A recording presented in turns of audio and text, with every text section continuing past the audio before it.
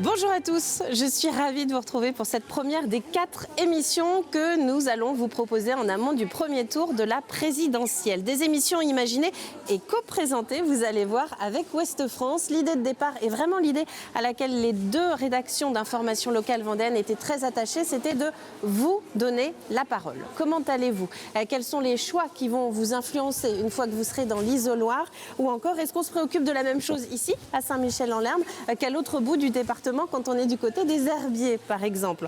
Alors pour le savoir, eh bien, nous vous avons proposé de nous rejoindre sur 4 lieux publics de département. Et le premier, c'est ici, les Halles de Saint-Michel-en-Lerme. Saint-Michel-en-Lerme, c'est une commune plutôt rurale, 2300 habitants lors du dernier recensement INSEE. Population en hausse, d'ailleurs un sujet dont on parlera peut-être au cours de cette émission. Nous sommes dans le sud Vendée, vous l'avez compris, sur la communauté de communes Sud Vendée Littoral, dont le siège est à Luçon. Et donc pour co-animer cette émission, comme je vous le disais à l'instant, je suis en compagnie de Guillaume Roblet, le directeur départemental de Ouest France. Bonjour Guillaume. Bonjour Caroline et bonjour à tous. Effectivement, et dans cette émission consacrée effectivement aux préoccupations des Vendéens et des Français plus largement, 3 thèmes vont être abordés. Le premier thème concerne le pouvoir d'achat, c'est un thème important et principale revendication des Vendéens et des Français. Ensuite, nous parlerons santé. C'est un sujet sérieux en Vendée, ici dans le sud Vendée, avec un problème de désertification médicale. L'accès aux soins est compliqué malgré l'attractivité du département.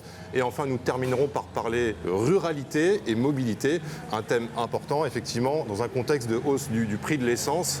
Il faut se déplacer, effectivement, il y a des contraintes et des inconvénients d'habiter en milieu rural. Et donc, comme je le disais, cette émission, c'est un petit peu la vôtre. On vous a proposé de venir prendre la parole.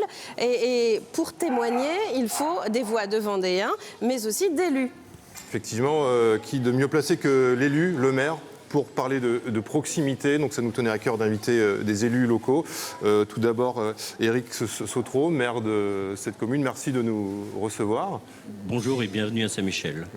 Anne-Marie Coulon, maire de Mouzeuil-Saint-Martin. C'est votre 4e mandat. Voilà, vous êtes également présidente de l'Association des maires de Vendée et conseillère départementale de ce canton. Et également une citoyenne engagée a voulu participer à cette émission. Il s'agit de Sophie Verseux. Merci, vous habitez l'Aiguillon, à quelques kilomètres d'ici. Et merci de participer à cette émission avec nous. Merci à vous. Et avec vous, Sophie, on parlera notamment d'accessibilité, beaucoup au cours de cette émission. Alors en attendant, Guillaume, on va lancer le premier sujet. Effectivement, on va parler pouvoir d'achat. Et on écoute tout de suite, pour commencer, un micro-trottoir réalisé par Cyril Guillet. Le pouvoir d'achat, ça correspond au coût de la vie. C'est se nourrir, se loger, c'est se déplacer. C'est la monnaie pour vivre. L'essence, tout ça, faire les courses.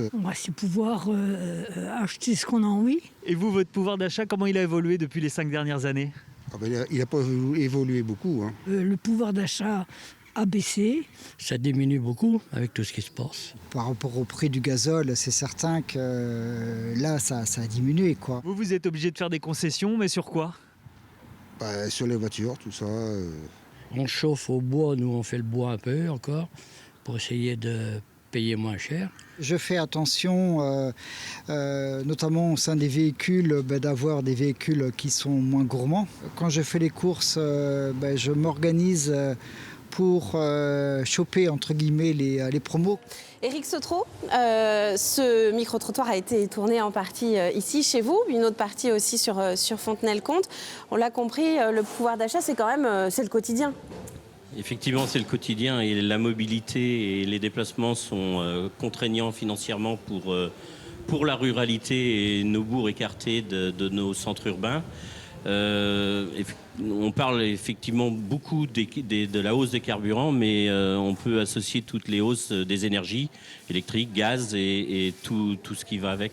Donc c'est la mobilité, les transports, mais également les difficultés pour les moyens de chauffage. Et c'est une problématique également pour nos budgets communaux. Ce sont des préoccupations qui vous sont remontées justement par vos administrés ? Bien sûr, parce que le coût de l'énergie est sans cesse en hausse. Les moyens et les alternatives ne sont pas non plus pléthores. Donc ça devient vraiment une difficulté au quotidien. Après, moi, en tant que chef d'entreprise, parce que je suis gérant d'une entreprise de maçonnerie, on a aussi la hausse de tous les matériaux de construction. Donc, et des hausses qui, généralement, on était habitué à quelques hausses sur l'inflation en début d'année. Mais là, il y a des fabricants de tuiles, notamment, qui nous ont proposé et posé des hausses de 15% en janvier. Et ils imaginent de faire une seconde hausse au 1er avril de 15% également. Tout ça, c'est les énergies, c'est du pouvoir d'achat qui va disparaître et peut-être des travaux qui ne pourront pas être réalisés ensuite. Anne-Marie Coulon, dans votre petite commune, est-ce que vous avez aussi des remontées des habitants, des exemples de le coût de la vie augmente? Bien sûr, comme Eric, le pouvoir d'achat est au cœur des préoccupations de tous nos habitants et de tous les Vendéens. Et c'est tous les jours, bien sûr, que nous entendons particulièrement en ce moment avec la hausse du prix du baril, qui impacte évidemment les habitants, puisque nous sommes loin de tout. Même si vous avez choisi le plus beau coin de la Vendée pour venir la première fois, nous devons prendre notre voiture pour aller à La Roche, pour faire ceci, pour faire cela, pour aller chez le médecin.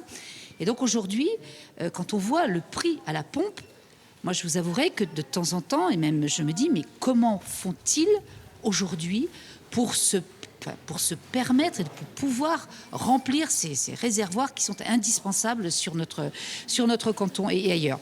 Et donc, Eric parlait d'une deuxième chose qui est importante, c'est au niveau des travaux. Nous, maires et nous, élus, nous sommes terriblement impactés. Nous avons tous, en effet, sur nos mandats des projets. Et nous avons des projets que nous avons évidemment planifiés et budgétés. Et nous nous rendons compte, et nous sommes particulièrement inquiets sur les ouvertures de plis, parce que nous pensons que nous allons avoir des surprises très importantes sur des hausses, bien entendu, de matériaux, avec toutes les entreprises du secteur que nous faisons travailler. Et donc, c'est une inquiétude latente, en effet, que ça soit pour toute la population, parce que le pouvoir d'achat, c'est aussi le logement, c'est aussi la nourriture. Et quand le pouvoir d'achat baisse, eh bien, on prend le minimum, c'est-à-dire sa voiture, on va se nourrir, on va s'habiller, on va se loger, mais on va faire un trait sur les loisirs. Sophie, vous vous reconnaissez dans justement ce qu'on a entendu sur ces voix de Vendéens ici à Saint-Michel-en-Lerme? Oui, totalement. Alors moi, je rajouterais une chose en complément de ce qu'on a pu entendre. Le pouvoir d'achat, c'est aussi effectivement les vêtements. Vous voyez, moi aujourd'hui, je suis habillée, je suis habillée en friperie. Par obligation. On n'a plus forcément la possibilité, il faut choisir. Donc c'est soit les loisirs, soit les vêtements, soit l'essence. Moi, c'est très impacté au niveau de ma santé parce que moi, ma voiture, elle est précieuse parce qu'elle me sert à aller me soigner. Je suis soignée dans différentes villes, dans différents départements. J'ai un handicap et de grosses problématiques qui font que je ne peux pas être suivie à l'endroit où j'habite. Et quand on habite en campagne, aussi joli soit-il, l'endroit, effectivement, c'est hyper compliqué. On doit pouvoir, en fonction de nos moyens, sur la nourriture, on parlait de la nourriture. Quelqu'un comme moi, avec ma condition de vie, ma situation de précarité, on en parlera tout à l'heure en lien avec la santé. Moi, je suis obligée d'aller à l'épicerie sociale, solidaire, de consommer des dates courtes, comme beaucoup. Je ne suis pas la seule, évidemment. C'est pour ça que j'en témoigne aujourd'hui, parce qu'une personne qui avait une bonne situation un temps, ou qui a un travailleur pauvre, ou une famille monoparentale, on peut se retrouver très très rapidement, la frontière elle est mince entre être bien un moment et puis pour X raisons, on entend la guerre, on entend plein de choses, et ça bascule et on n'a plus ce pouvoir d'achat qu'on avait précédemment. Et justement pour pouvoir acheter, pour pouvoir parler de ce pouvoir d'achat, on en parlera tout à l'heure sur la santé, mais il faut pouvoir se soigner pour pouvoir aller acheter et consommer. Et alors, vous avez prononcé, Anne-Marie Coulon et vous, Sophie, le mot loisir très brièvement. On a l'impression qu'aujourd'hui, quand on parle pouvoir d'achat, on est vraiment uniquement dans l'indispensable. Les loisirs, on a fait une croix dessus. Eh bien, il faut faire un choix. Quand le pouvoir d'achat baisse, à la fin du mois, le porte-monnaie, il est là. Eh bien, quand il n'y a plus rien dans le porte-monnaie, alors on enlève les vacances, On enlève évidemment tout Vous allez pouvoir rapprocher votre micro, voilà. Voilà, le pouvoir d'achat, quand il baisse, quand à la fin du mois, le porte-monnaie se vide, eh bien, on fait des choix. Donc, on va faire des choix, en effet, sur les vacances et puis sur le cinéma, sur la sortie ou sur le restaurant.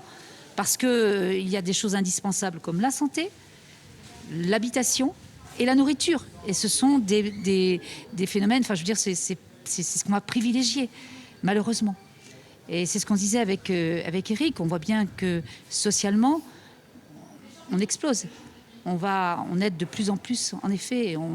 Sur Mouzeuil, on a la Halte du Cœur qui vient, comme les épiceries solidaires. Je les ai rencontrés l'autre jour et on a de plus en plus de demandes. D'autant plus que nous sortons d'une période assez particulière post-Covid où l'impact psychologique a été aussi très important. Éric Sautreau, peut-être sur votre commune, on l'a senti, ça, cette situation post-Covid où les gens ont besoin aussi de s'aérer un peu. C'est vrai qu'on a besoin de lien social, de retrouver un peu une activité sportive, associative. C'est important parce que c'est finalement l'ADN du Vendéen, le bénévolat, l'association. La paupérisation de notre population est inquiétante et comme tu venais de le signaler, moi j'ai certaines craintes sur l'action sociale de nos communes. Le nombre de demandeurs augmente vers le Secours catholique que nous avons de présent à Saint-Michel. Il y a une réflexion aussi d'épicerie solidaire au sein du Secours catholique. Vous voyez, c'est des questions qu'on n'avait pas il y a 3 ans. Et ces demandes-là n'étaient pas marquées aussi fortement qu'actuellement. Guillaume, c'est peut-être le moment de passer justement au thème suivant. Effectivement, on l'a abordé brièvement, mais la santé est un thème de préoccupation majeure et Sophie en est un très bon exemple. Monsieur Sautreau, il y a 2 ans, la France se retrouvait confinée avec un virus qu'on découvrait. Les maires ont été en première ligne, effectivement, avec des consignes de l'État qui descendaient, que vous deviez appliquer en urgence. 2 ans après, quel est votre regard sur cette épidémie qui n'est pas encore terminée ?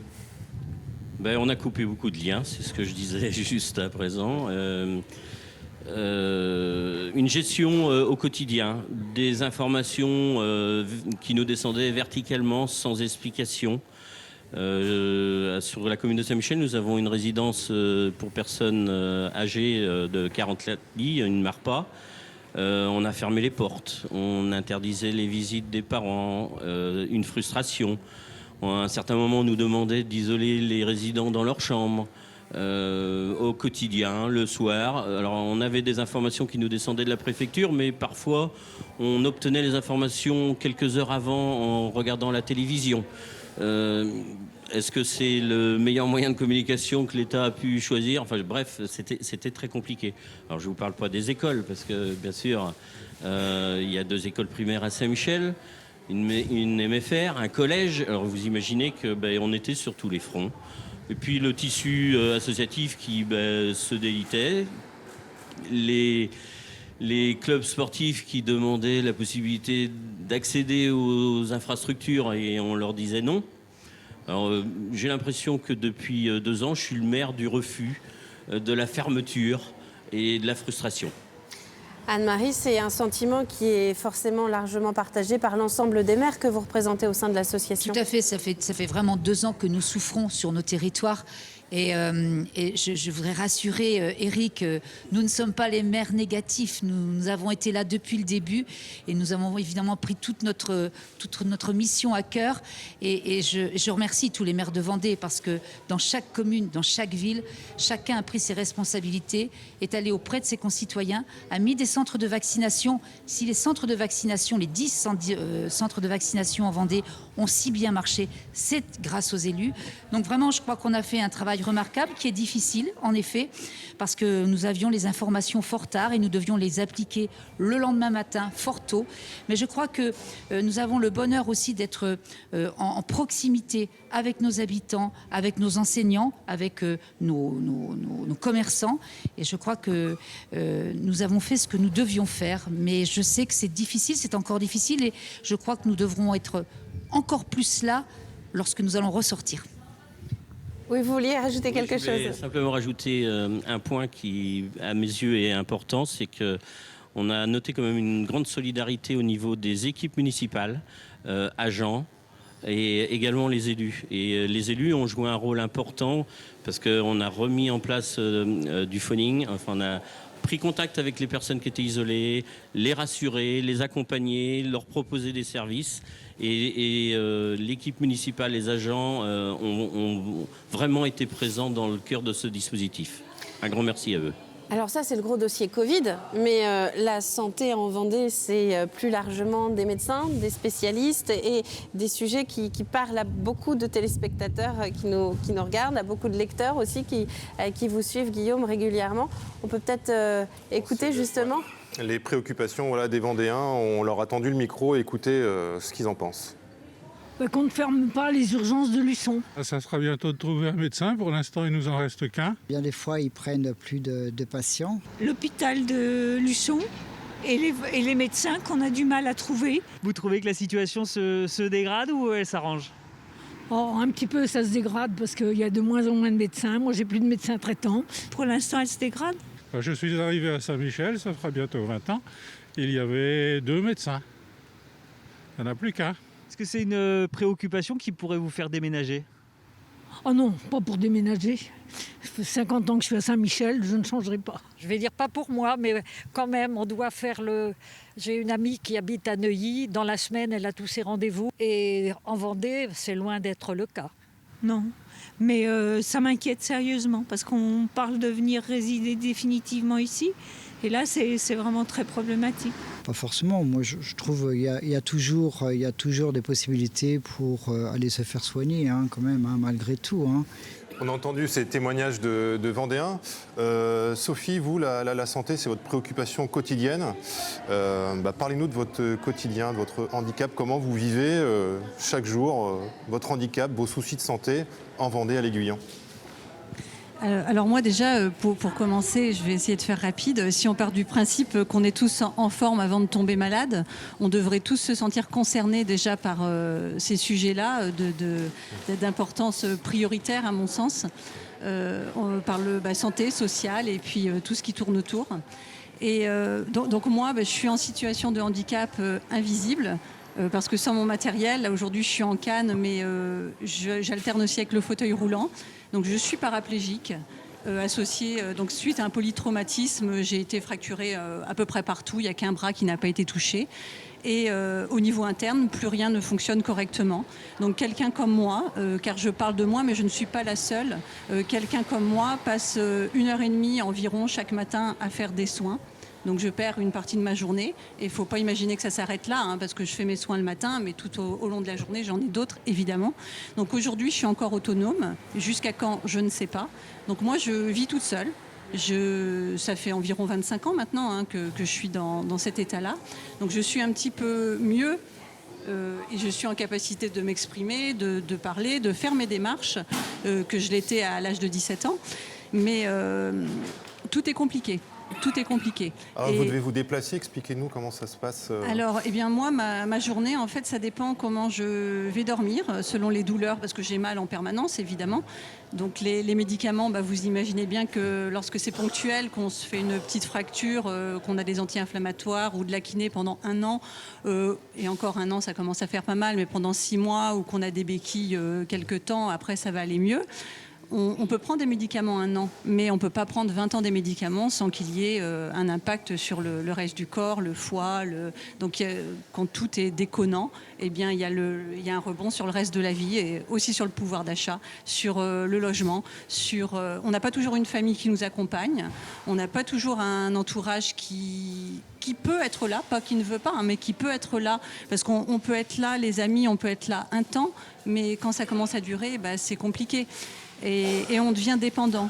Même au niveau de nos élus, il y a plein de choses qui sont... Alors je parle du national, il y a plein de choses qui sont à prendre en considération. Il y a l'associatif qui est hyper important aussi, un soutien précieux pour qu'on ne se sente pas seul.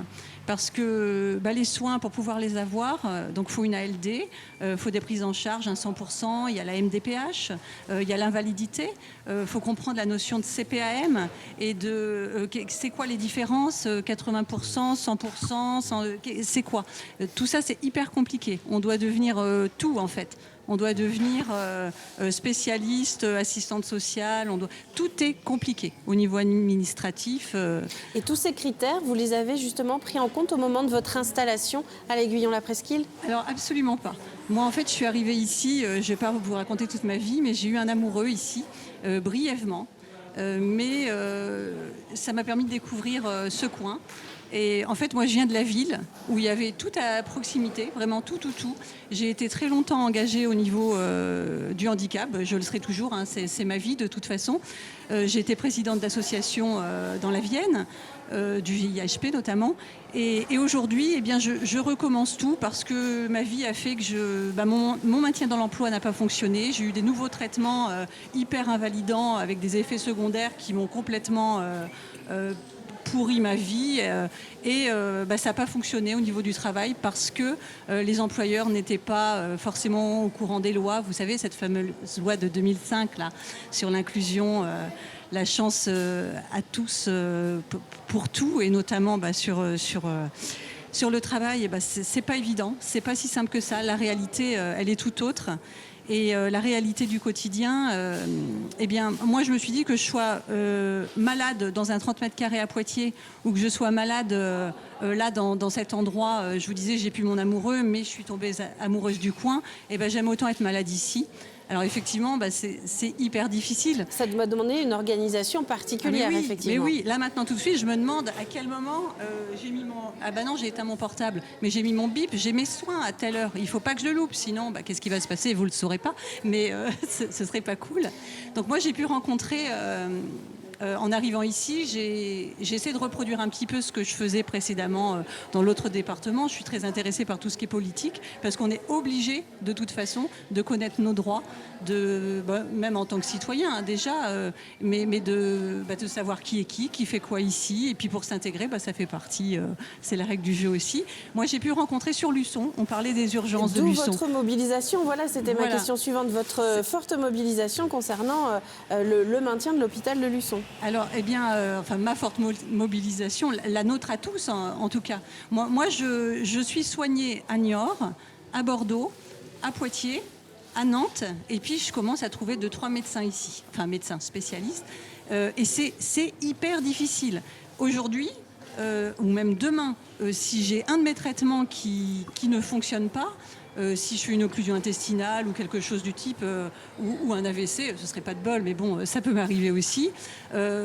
Est-ce que je vais pouvoir aller à Luçon? Est-ce que je vais devoir aller à La Roche-sur-Yon? Est-ce que si on a au moins cet hôpital qui est alors ouvert, mais attention, avec des personnes dedans et des personnes compétentes. On a aussi les services du SMUR. C'est là qu'on s'est rencontrés, nous les élus, nous les citoyens avec les élus, parce que c'est un rassemblement qui c'est pas uniquement une manifestation où on se retrouve, on a les drapeaux. Non, ça concerne vraiment tout le monde, toute catégorie sociale confondue. On peut tous être malades demain. On peut tous avoir un accident de vie, choper un cancer, avoir un problème, ou même en vacances, parce que nos touristes, quand ils sont là l'été, il y a la bobologie aussi. Si on arrive aux urgences et qu'il n'y a pas suffisamment de soignants, si eux-mêmes sont complètement épuisés en burn-out, s'il n'y a pas les moyens, parce qu'il y a les malades, mais il y a aussi les personnes qui nous prennent en charge. Moi, ça fait 25 ans que j'ai des problèmes de santé et je peux vous assurer qu'en 25 ans, j'ai vu quand même qu'il y avait une sacrée dégringolade. Anne-Marie, ce témoignage, il est similaire à celui d'autres Vendéens que vous devez croiser régulièrement? Alors le témoignage de Sophie que nous connaissons, que nous avons appris à connaître à Luçon, puisque les élus sont formidables de ce côté-là aussi, puisque tous les vendredis, nous assurons les uns et les autres une présence auprès des bientôt depuis un an d'ailleurs. Comment? Bientôt depuis un an. Bien sûr, mais vous savez, c'est une quotidienne. habitude chez nous parce que nous étions là quand il a fallu se battre pour la maternité, nous étions là quand il a fallu se battre pour le train. Et nous sommes là pour nous battre en effet pour l'hôpital de Luçon. Le témoignage de Sophie est poignant et c'est vrai que nous les élus, nous sommes particulièrement inquiets en effet parce que quand on vient s'installer ici, il y a comme vous avez l'habitation, le cadre de vie, c'est merveilleux. Mais si on n'a pas de médecin pour se soigner, c'est la première question que nous posent les personnes qui viennent nous voir. On dit mais le côté médical, médecin, et là c'est vrai que nous avons une inquiétude. Cela fait 20 ans que nous tirons la sonnette d'alarme. C'était prévu ce qui arrive aujourd'hui. Les médecins généralistes, je sais de quoi je parle, les médecins généralistes, ça fait 20 ans qu'ils disent mais dans 20 ans on va avoir des problèmes et on n'a rien fait.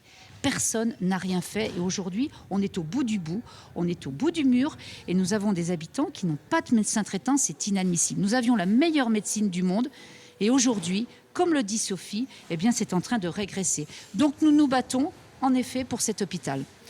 Éric, on l'a entendu dans le micro-trottoir, on ne va pas déménager. On ne quitte pas Saint-Michel-en-l'Herbe, même si on n'a pas de médecin généraliste, mais c'est quand même une préoccupation. Non seulement on ne déménage pas, mais on y revient. Saint-Michel, effectivement, c'est vraiment une inquiétude, parce que vous l'avez entendu au micro-trottoir, un de mes administrés parlait que lorsqu'il était arrivé, il y avait 2 médecins, aujourd'hui il n'y en a plus qu'un. Et un médecin qui aujourd'hui va pas tarder à partir en retraite puisqu'il a déjà il a 66 ans ou 67 même.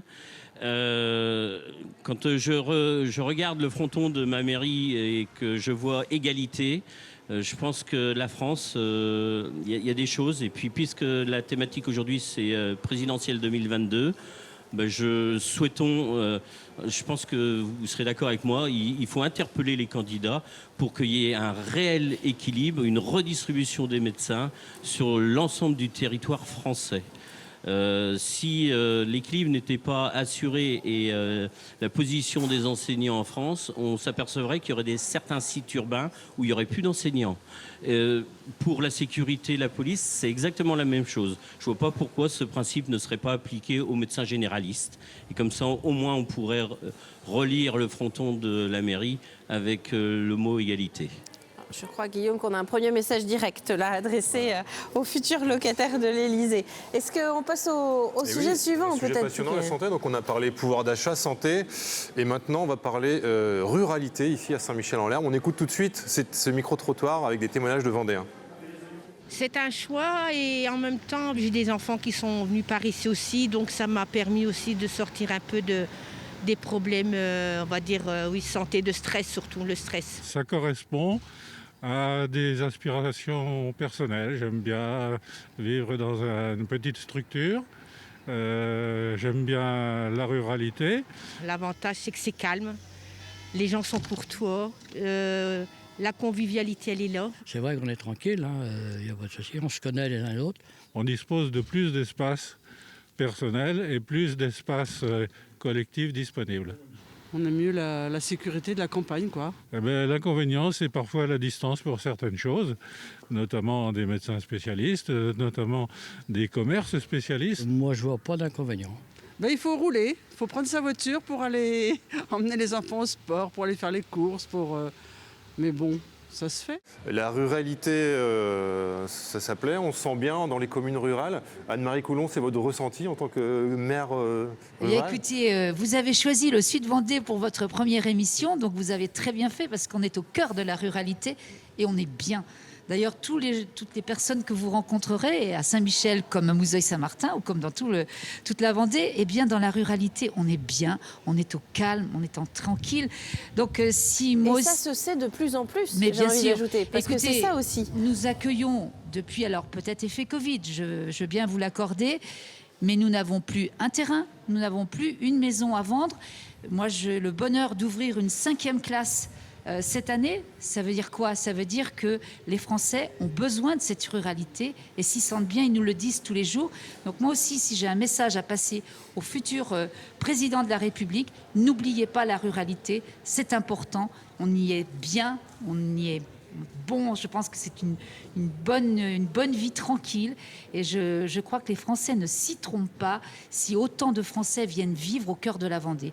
Il n'y a pas que des pas des coins ruraux, il y a la côte, nous avons une Vendée très très belle et très différente, mais le sud Vendée, qui était un peu connoté, abandonné il y a quelques années, retrouve en effet, une belle carte postale. Et nous étions en session à Fontenay lundi dernier, et on a crié tous très fort le sud Vendée is back. Assez rapidement d'ailleurs, non, Éric Sautreau, entre vos débuts au sein de la municipalité, alors on rappelle c'est votre premier mandat là, néanmoins vous étiez déjà engagé pour la vie de la commune, entre vos débuts ici et aujourd'hui, vous avez l'impression que cette dynamique dans le sud Vendée, elle s'accélère ? Bah écoutez, je suis né à Luçon à la maternité. Donc pas très loin ? Pas très loin. Mes parents, mes grands-parents, mes arrière-grands-parents étaient Michelais. Ma belle famille également. J'ai fait quelques études supérieures qui m'ont emmené de La Rochelle vers Rennes. J'ai vécu un peu dans les sites urbains jusqu'à Brest et je suis revenu. On revient à Saint-Michel. Et en 98, lorsque je suis revenu sur la commune, on comptait 2000 habitants. Et aujourd'hui, enfin ce matin, tout à l'heure, Caroline, vous avez parlé de 2300. Mais on peut estimer que nous sommes arrivés à 2400, 2450. Donc il y a une réelle attractivité sur nos territoires ruraux, un besoin de quitter peut-être des centres urbains. Alors c'est vrai que l'attractivité est différente suivant la position géographique en Vendée. Anne-Marie, tu parles d'une ouverture d'une 5e classe. La population qui arrive sur le secteur rétro-littoral a plutôt des cheveux gris. Ce sont des personnes qui construisent des habitations en résidence secondaire pour un court passage de 4-5 ans. Et une fois que l'heure de la retraite sonne, ils arrivent en résidence principale. Parce qu'on a aussi toutes ces familles qui sont attirées par la côte, mais où c'est trop cher et qui sont obligées aussi de se mettre en rétro-littoral. Effectivement, le prix du foncier et la contrainte immobilière fait qu'on se recule un petit peu de la côte. Mais je pense, et puis on va faire un peu de chauvinisme, on aime bien son clocher à Saint-Michel, on a tous les services et on a une animation, même en hiver, vous voyez le marché, il y a du monde, il y a des commerçants, il y a une offre. Et contrairement au secteur côtier qui est très très touristique et qui en arrière-saison a plus de difficultés à vivre, le rétro-littoral a d'autres atouts. Et une certaine linéarité. Guillaume, je crois que vous vouliez reparler du dossier justement qu'on a brièvement abordé, de l'accessibilité et donc de ce futur de la 831, donc qui n'existe plus, et de ces nouveaux projets. Effectivement, qui dit ruralité dit aussi mobilité, il faut se déplacer. Effectivement, on est au calme, il y a de la verdure, mais les grands axes pour se déplacer sont importants. Un vieux serpent de mer est revenu sur le devant de la scène et semble se concrétiser. C'est l'axe A831 qui agite le paysage sud-vendéen depuis près de 30 ans. Alain Leboeuf, le président du département, lors de la dernière session, a dit on arrête, stop, l'État ne veut pas nous aider, on va prendre les choses en main à la vendéenne, c'est-à-dire qu'on va faire une route départementale, on va l'aménager, faire une 3 voies. Une bonne solution, vous qui êtes sud-vendéenne, c'était attendu ? Eh bien, c'était évidemment une nouvelle très attendue et vraiment, je remercie le président du département de nous avoir fait ce beau cadeau pour le Sud-Vendée parce que ça fait longtemps qu'on l'attend. Le désenclavement, c'est hyper important. Vous voyez bien, comme dans toute la Vendée, quand elle est désenclavée, combien ça marche. Eh bien, nous avions besoin, dans le Sud-Vendée, Luçon et Fontenay-le-Comte, nous avions besoin de ce désenclavement. C'est une belle nouvelle. En effet, comme vous l'avez dit, eh bien, quand l'État ne nous aide pas, eh bien, on se retrousse les manches à la vendéenne et on y va. Et donc, c'est le département, avec la Charente-Maritime, la présidente de la Charente-Maritime était là, faisant preuve, en effet, d'une union intéressante. Et nous allons y aller et nous allons y arriver. Et du côté de Saint-Michel-en-Lerme, c'est un projet qui est attendu aussi ou... Bien sûr, Anne-Marie sourit parce qu'il y a une seconde belle nouvelle, c'est la participation du contournement de Saint-Michel par le département. Et c'est un projet effectivement qui date de 60 ans, de plus de 60 ans. Les premières délibérations du conseil municipal Michelet il va falloir les dépoussiérer pour les réactualiser, mais c'est un projet qui avance. J'ai eu confirmation par le président Leboeuf qu'on pouvait estimer que 2024, le contournement de Saint-Michel serait en travaux Et derrière, ça engendre le projet du mandat qu'Anne-Marie m'avait dicté, c'est-à-dire l'aménagement du centre-bourg et pour augmenter l'attractivité. Et puis les pôles ruraux ont vraiment leur place. Donc après, un second message pour les candidats à la présidentielle. C'est le moment. C'est qu'il faut aussi penser à nos possibilités de développement ruraux, intramuros, parce qu'on est aussi contraint par le PPRL et Cynthia, c'était il y a quelques années, 12 ans, et c'est juste à côté. Donc nos possibilités de construction sont très contraintes aujourd'hui, mais le zéro artificialisation, je pense qu'il va falloir revoir certaines choses, surtout avec les mouvements mondiaux qu'on a actuellement, et il va peut-être falloir imaginer de réindustrialiser notre joli territoire. Donc il faudra se mettre autour de la table et accepter des compromis. Mais les services de l'État, des fois, ont une certaine forme de rigidité. Et dès qu'ils nous parlent de simplification, moi, je prends peur à chaque fois.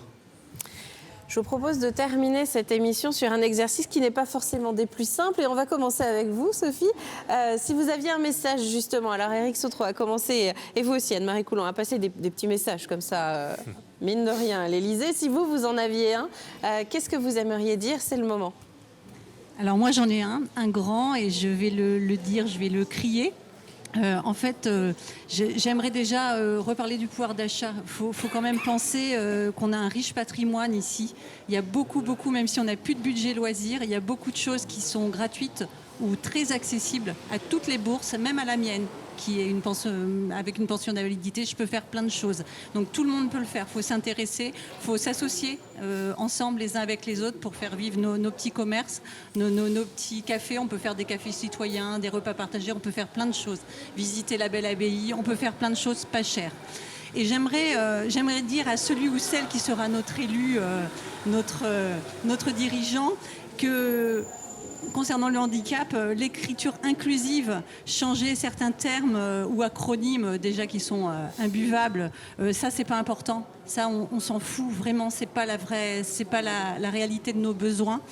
L'écriture inclusive, elle exclut tous les 10, toutes les personnes qui ont des machines, qui sont malvoyantes, qui ont besoin de retranscrire tout ça, les points, les parenthèses, les machins, ça marche pas. Donc c'est stigmatisant, ça exclut. Arrêtez avec ça, pensez plutôt à la vraie accessibilité, c'est de ça qu'on a besoin. Donc j'aimerais dire à celui ou celle qui sera notre élu, notre prochain dirigeant, que la réalité, celle que les petites gens subissent, la nôtre, n'est pas celle que vous croyez ou que vous imaginez. Sinon, vous seriez à notre place juste une semaine, croyez-moi, ça bougerait. Vous seriez dégoûtés. Personne n'est en échec dans tout. On croit pouvoir valoriser les capacités de chacun, aussi handicapé soit-il.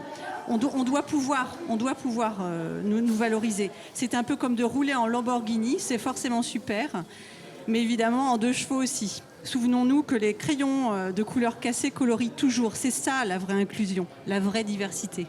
Alors s'il vous plaît, faites quelque chose pour nous, mais tous, pas sectorisés. On doit tous pouvoir être ensemble, même si ça paraît utopique, on a chacun notre place et le droit d'exister. Eh bien, merci Sophie. C'était pas un exercice facile, vous êtes passée la première haut la main.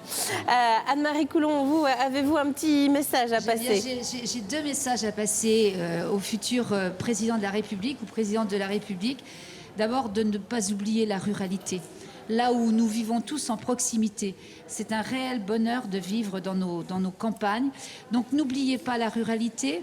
Et je dirais que tous les habitants de la ruralité doivent pouvoir bénéficier des mêmes dotations de fonctionnement que ceux qui ont choisi de vivre en ville. Aujourd'hui, nous n'avons pas les mêmes dotations de fonctionnement que la ville. Donc vraiment, c'est un cri d'alarme que je lance. Si nous voulons vivre et continuer à vivre bien dans notre ruralité, eh bien, il faut que nous ayons les mêmes dotations. Et le deuxième cri, eh bien, c'est dire, faites attention à vos élus. Ils sont précieux. Ils sont précieux pour tous les concitoyens. Ils sont courageux. Je les vois agir au fil des jours. Donc il faut que le président de la République ou la présidente de la République soit consciente que sans ces soldats du quotidien, ils n'y arriveront pas. Éric Sautreau, vous êtes précieux, vous avez entendu? Quel est votre message, vous aussi? Vous avez un dernier mot à passer? Dernier mot, je resterai sur un message clair, une simplification. Et puis surtout qu'on n'ait pas des messages brouillés et l'autorité d'une administration qui est pesante. Alors, je reprends ma casquette de chef d'entreprise, élu à la Chambre des métiers de la Vendée, enfin de la région plutôt. Je pense que tous les messages qui nous sont portés sont souvent cryptés et sujets à beaucoup d'interprétations. Donc si le président ou la présidente de la République pouvait entendre mon message, parce qu'on est régi par bien trop de lois et certaines même se contredisent sur des mêmes thématiques. Donc, simplifier le message et rester abordable et au service, comme nous sommes au service de nos administrés localement.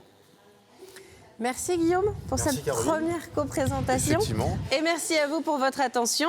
À très bientôt, donc que ce soit à La Roche, Saint-Gilles aussi, et on terminera du côté des herbiers, vous verrez ça. À bientôt.